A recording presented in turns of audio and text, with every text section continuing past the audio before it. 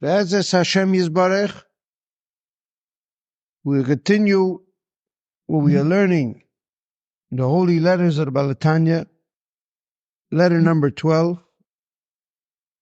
The shir is l'schus refuah shalema for Hinda basta berachel.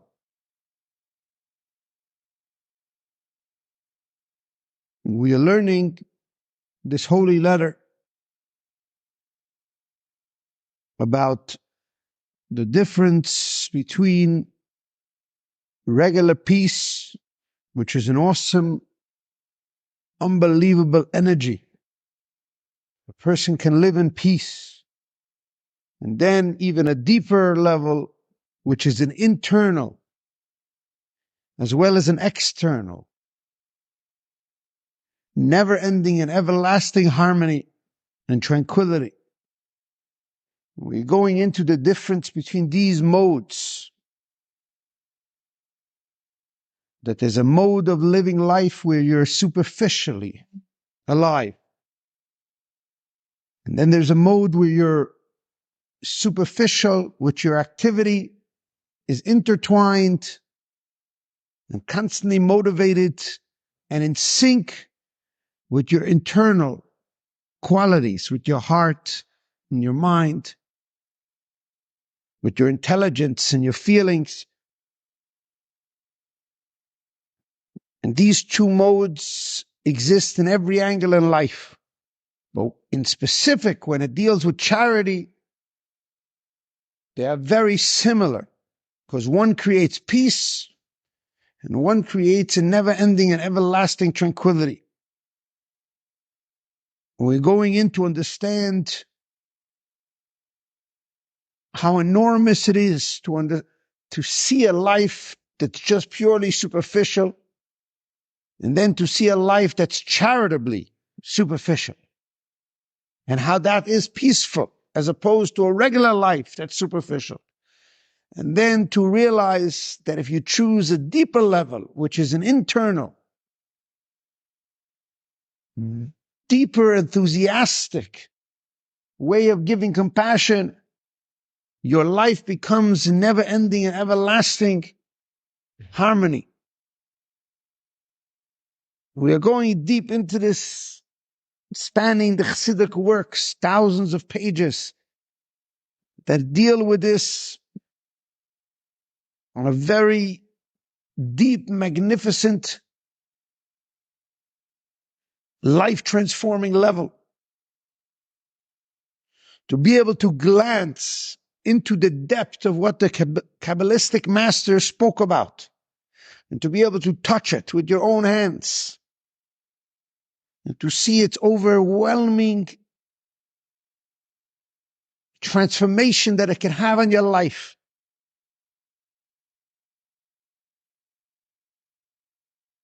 How with a tiny bit of intelligence, a tiny bit of the Torah, a tiny bit of the secrets of the soy, the mystery, and the secret of compassion, one's life becomes radically transformed. One remains in control. One remains non-reactive to everything around him. And the more one obsesses upon this, the more one sets themselves free from anxiety and depression and all types of areas in life that seek to take him over. And for this, we are going very deep into this idea. We've discussed in the past that this letter is primarily dealing with the core of life, which is that everything in life is made up out of giver and receiver. There isn't anything in this world that is not giving and receiving. And to understand this in its enormity, when you see something, when you open your eyes, you're giving and you're receiving. The world's giving to you and you're giving to it. And there's an interaction between seer and what the seer is seeing, and then the sight that's created from there. And this is a tremendous idea because a person is not aware of the enormous revolution that has to happen in his consciousness when he learns the Torah. We have said in the past that when you look at a man's face, you see the head, the entire face. You just see a face and you're not aware of what does it mean. The face is Meloshem Pnimius. Ponim is Meloshem Pnimius. It means the inner dimension of man, the intellect of man. You look at an animal and you just see a heart. Kelev, you look at a dog, Kabbalah says it's Kelev, Kuloi Leiv. It's entirely a heart. You look at any animals and you're seeing instinct. You're seeing the midos. You're seeing instinctive behavior. And all different animals represent different types of instinctive attributes. And in our personalities, we have animalistic traits. But when you get to a person's head, when you rise above the animal, when you rise above and you look at the human, and you're seeing Adam. Adam is his intelligence, is his head. And we have said in the past that Adam and Chava were created as a Siamese twins, where Adam's face, when they were connected, they were Siamese twin, they were one person. Adam's face was Chokhmah and Chava's face was Bina. Now, why is that important? The reason that's important is because the beauty of this world is that every level is connected from every level. That sounds mystical, but when you're able to touch this with your hand, it becomes enormously transformational. Because when you look at someone's face, we are not looking at Chokhmah or Bina. You don't see that the man is the idea and the woman will cook the idea. You don't see that the woman will make from the idea details. She will cook it, extrapolate it. You don't see that the man is the knowledge. What you see is, you see a face, two different faces. One's the male face, one's the female face. But the difference between them is, this is the face of wisdom, the idea. And this is the face of understanding. The face of understanding says, I do not understand. The face of wisdom says, I contain the wisdom. The wisdom is a dot, it's a point, it's a nucleus, it's a one moment in time. It's just an idea. The understanding wants to understand the idea. It's frustrated, it's empty. My goal is not to come up with ideas, but my goal is to understand the idea and it's thoroughly. Now, every person has in their brain, it's covered up by their forehead. It's called moichin, intelligence. Intelligence is made up of wisdom, understanding, and knowledge. When in my own life, in my own brain, my wisdom interacts with my knowledge, meaning to say that first I have my wisdom and then I understand the wisdom. And they go back and forth, understanding. I see the wisdom, I look in the book has the wisdom. And then I challenge myself to understand it on a little level before I go to any teacher. Just me, myself. What does it mean that I developed intelligence? What does it mean that I have used my moichin, my intelligence, to understand the Tanya? It means that I looked at the Tanya, at a first glance, I'm starting to grasp the wisdom of the Tanya. Or at first glance, the book of the Tanya is the wisdom. And my brain is the understanding. I want to understand the wisdom. So technically speaking, I don't really activate my wisdom. I activate my understanding because I want to understand these points, these ideas. So when I get it, the Tanya is the intelligence of Chokhmah. It's the intelligence of the wisdom. I am the intelligence of understanding. I may be a man or a woman, it doesn't matter. But in the realm of me versus the Tanya is the wisdom. But me, I have to understand the wisdom. And together knowledge will be born. After I work at it, me and the Tanya its knowledge will become one with me, and then I will be a change. I will be fully understanding depending on the level of my understanding. Now, this is so important. We've discussed it in the past, but it's so important to understand that when you look at the man, it's primarily wisdom. When you look at a woman, it's primarily understanding. That's the difference between masculine and feminine. But you have to understand that when you see a man, you don't see his Chokhmah in his face. You don't see Bina in a woman's face. What do you see? You see the 10 energies of Chokhmah and the 10 energies of Bina. When you look at a person's face, although you're not aware of it, you see Kumas Adam, you see 10 things. And those 10 things make a face perfect. And the Holy Kabbalist explains something unbelievable, which is that every single energy in this world is made up of all the energies. And that's why there's integration. That's why there can be peace in this world. You think that the man is the face of Chokhmah? No, his Chokhmah contains 10 energies. And her Bina contains 10 energies. And now Chokhmah and Bina can interact with each other. What are these 10 energies? 10 energies of Chokhmah are the intelligence of Chokhmah, the intelligence of intelligence, emotional intelligence means the heart of the intelligence, and then communicating, giving over the intelligence of intelligence, the emotional intelligence, and then to give it over in action. So let's understand this practically. I wake up in the morning, I say Moida Ani, my intelligence starts to work. My Chokhmah, Bina, and Das. If I'm a man, it's my Chokhmah and Bina, Das of Chokhmah. Because my face represents Chokhmah. I am a man. If I'm a woman, I wake up in the morning and my intelligence starts to work. If I'm a woman, my intelligence, it's the intelligence of Bina. Because my primarily idea is Bina Yeseda, Nesina Leisha. I am more in touch with Bina. Of course, I have all three, which means Chokhmah, Bina, Das, which means intelligence. I have wisdom, understanding, and knowledge. I have 3 different faculties in my brain that will allow me to comprehend everything.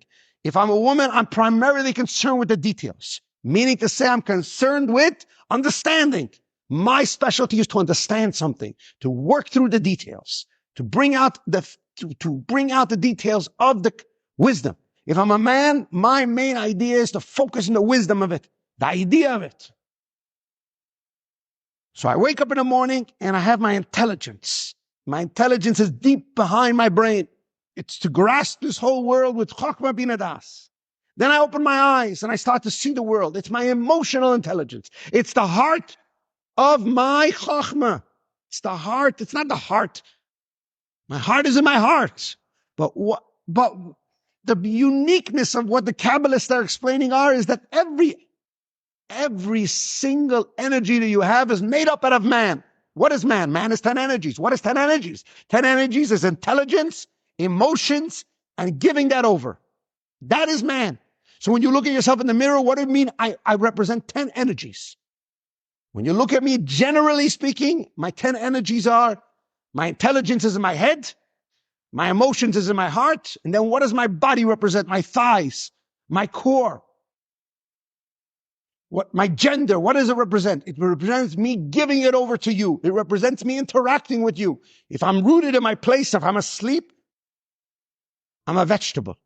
If I'm interacting all the time, without the Torah, without mitzvahs, without any meaning in my life, I'm just an animal.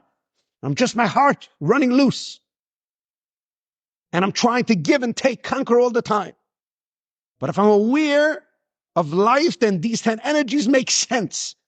Meaning to say that my intelligence, my heart, my intelligence, my brain, my heart, my emotions, and my body, which means my ability to give over, to interact with you. That's the whole purpose of a body. The whole purpose of my thighs and my torso is to move around, to interact with people, to be able to have action. So man is made up of general 3 ideas. 3 of 3. He's made up of intelligence, which is Chokhmah Bina Das. He's made up out of emotions, which is his heart, Chesed, Gevurah, Tiferes. And he's made up of his body, his torso, which is Netzach Hoid Yesod. If he just has his heart, and his heart never allows him to give to another person, give to his children, hug his child. If he just has the idea, I have a Chokhmah liba boy, the heart. You have an unbelievable heart, but you don't do anything with it. You never actually do anything actively. You have a yearning to eat food, but you never actually eat. Then life is missing his main component, which is maisa, which is activity. So emotions, when you wake up in the morning and you're still in bed, you can activate your intelligence, you can even activate your emotions, you can activate your brain, and you can even activate your heart. But you have nothing to do with the world.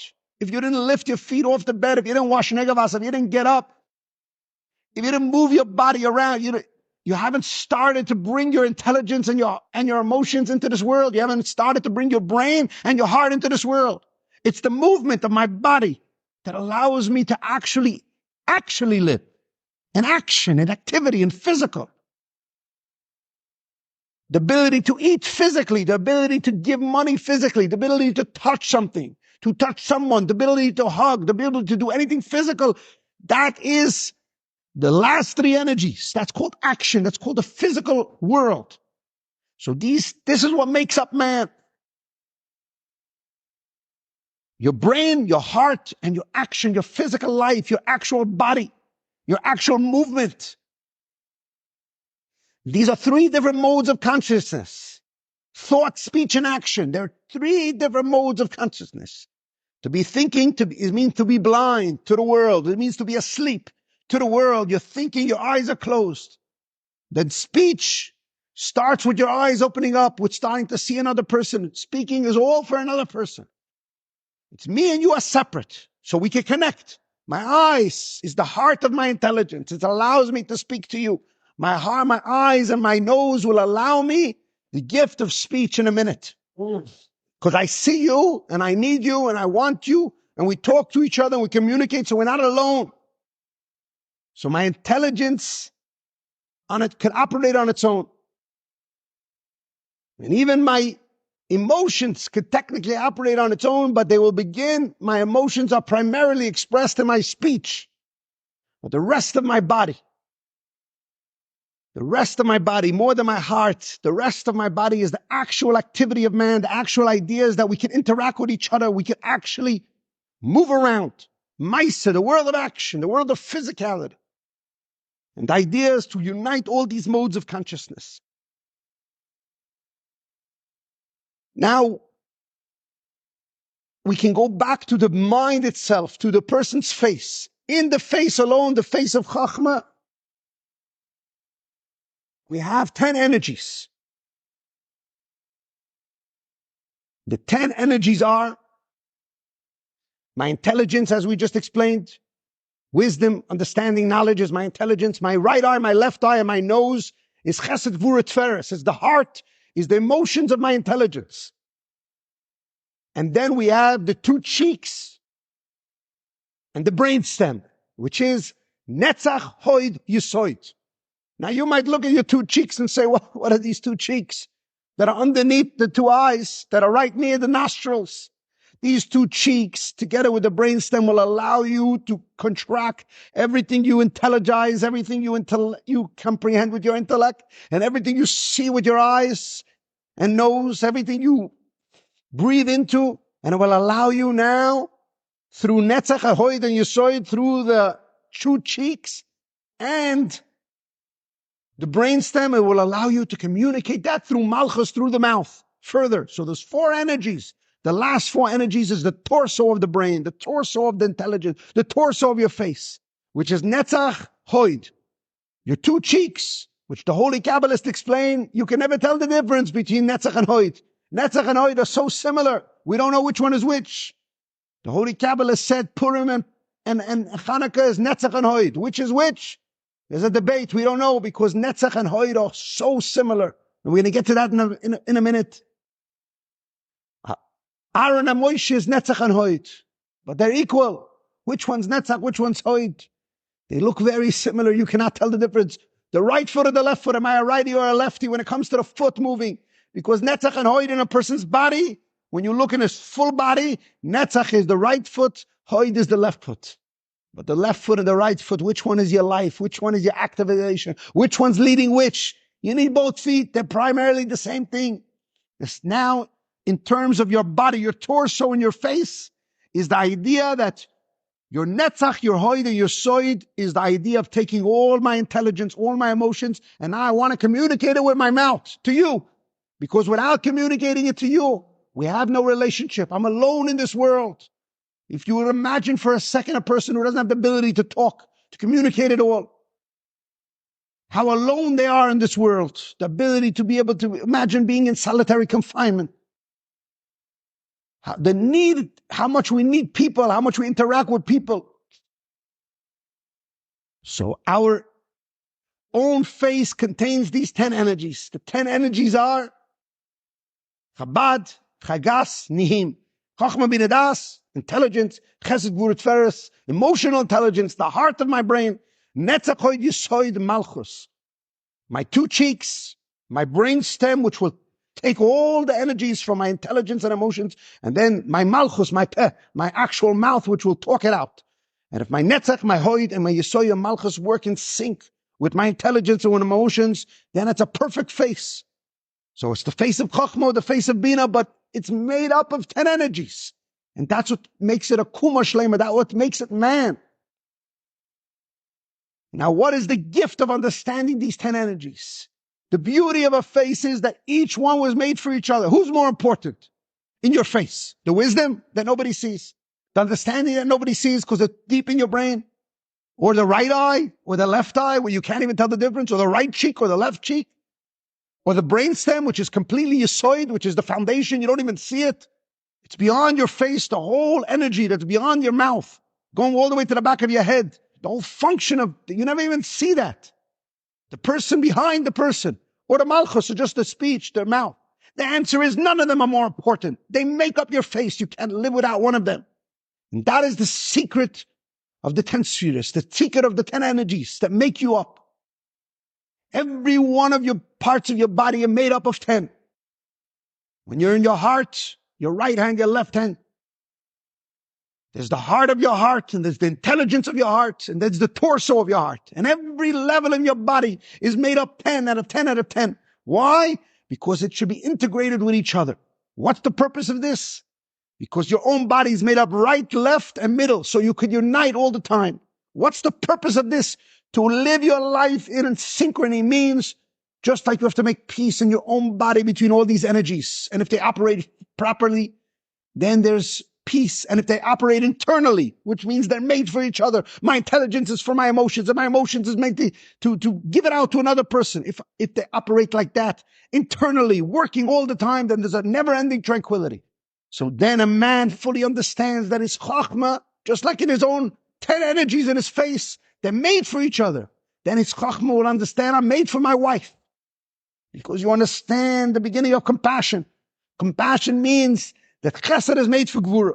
Compassion means that my right eye, my left eye, you can never separate the two. So if I can't separate the two in my own face, how will I separate the two in our marriage? You need to have two eyes. You have to see the world with two perspectives. But you're not only masculine perspective, you're only the Chokhmah perspective. Your wife and you is light and day. She's the drama, the details. She tells the story from her perspective, you tell from your perspective. But if you don't see a perspective, you're living in La La Land, you're living in a different world. You're still trapped in your wisdom, and you never were understood. If you're still trapped, if your wife tells you, I want to feel your love, that means you haven't narrowed yourself down. That means there is no interaction with your right and left. And that is the awesome idea that he wants to convey over here in this parak, between giver and receiver. That in your own body, your intelligence is giving to each other all the time. Your 3 levels, they're constantly giving to each other. They're made for each other. They're transferring love to each other. They're made for love, meaning to say your wisdom is giving to your understanding. Your understanding is frustrating the wisdom, and then knowledge is born. The same thing. Your right eye is looking with the idea of love. Your left eye is feeling and yearning.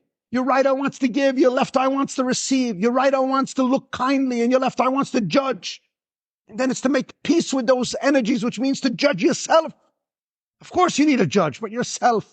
What can I do more for this person?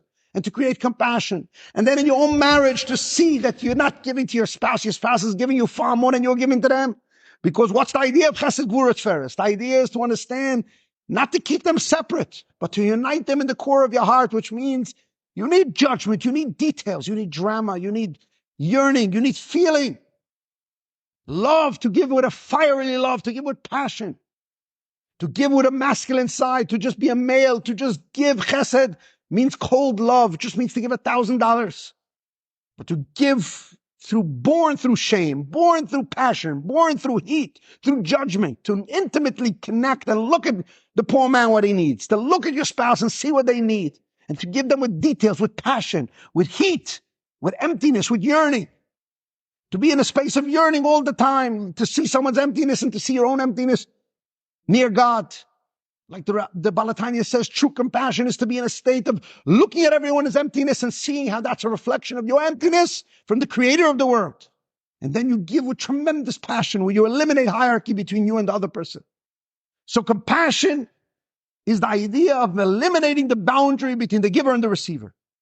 So compassion is the purpose of intelligence. You understand? Chokhmah bin Adas. What is Chokhmah bin Adas? Chokhmah bin Adas, how do they unite? How does wisdom and knowledge and understanding unite? When wisdom understands that wisdom itself needs to be understood. So that's compassion, meaning to say the wisdom, the Chokhmah knows that it's there for the Gevurah. The Chokhmah knows that it's there for the Bina. And then Das is born. And it's a very deep concept. But to understand that compassion is the purpose, which means the unity. The word compassion means, literally speaking, the unity between my right and my left. That's what it literally means. Right is the giver, left is the receiver. The word compassion, what does the core of my heart want? It wants to unite the giver and the receiver. My heart is the beginning of me and you coming together. So there's the intelligence of that, and there's actually making it happen. That's a Choyd Yesod Malchus, means to actually make it happen. And that is the secret what he wants to share in this letter. Yes, you can connect with your spouse on a superficial level and there'll be peace in the home. Yes, you can connect with your child superficially. Yes, you can connect with the poor man superficially. And that is already the purpose of the world, because superficial life in general is a waste of time. But a superficial life that's full of kindness, that is a peaceful world. But if you want a never-ending, everlasting tranquility, if you want something internal, then to live all the time that everyone's giving you far more than you're giving them, and to be desperate for people's relationships, to see all the time with no triggers, with no judgment, to see all the time the opportunity everyone's giving you, to smile to the world, to be in such a space of radical amazement, to be in a space of tremendous zest and enthusiasm for life. That comes only from avoidance tzedakah. That comes only from realizing how much you need to activate the left side, because the left side, you need the left side, meaning to say you need to feel, you need to receive from everyone far more than you're giving. You're not just making peace, you're making tranquility, you're making harmony. You're uniting with everyone because you need them more than you're giving them. And when you need them, you're making them all givers, so you're blurring the boundaries between giver and receiver. And you're uniting intelligence with emotions, with the torso. You're uniting all people and all energies. And you're bringing all the Jewish people together. And in that space, the Shechina Shrui B'neim in the house in the most profound way. There's with the rich man and the poor man. And like he says in this letter, there's Pamailia Shamatal, Pamailia Shamailia. You made peace between God and heaven and the Jewish people. And the deeper you make that peace, the more tranquil and harmonious it is, the more never-ending and everlasting, the more attentive God comes into your world. So to choose a life that's obsessed with compassion, that's full with this vitality all the time, means to usher in God in the most deepest way possible. Where is God? Wherever you let him in. If you activate this deep core within yourself, which goes beyond, it goes against the grain of humanity. It goes against the grain of nature. Not just to create a peace, but to create a never-ending, everlasting tranquility where everybody is there for you. They're giving you much more than you're giving them.